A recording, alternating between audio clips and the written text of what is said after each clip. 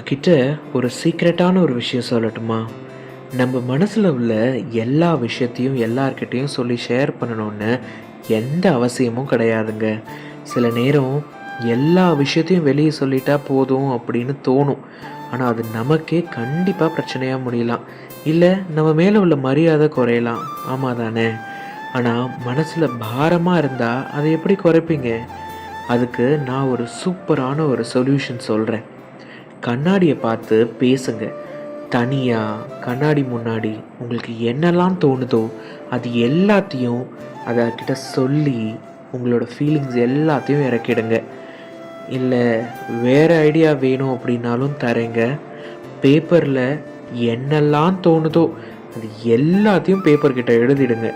எழுதி முடிச்சுட்டு படிக்கலாம் வேண்டாம், அப்படியே கிழிச்சு போட்டுருங்க. மனசு ஃப்ரீயாகிடும். இந்த சேனல் உங்களுக்கு பிடிச்சிருந்துச்சுன்னா பார்த்தாஸ் கிரியேஷனை ஃபாலோ பண்ணிக்கோங்க. இந்த வீடியோ உங்களுக்கு பிடிச்சிருந்துச்சுன்னா லைக் பண்ணிக்கோங்க.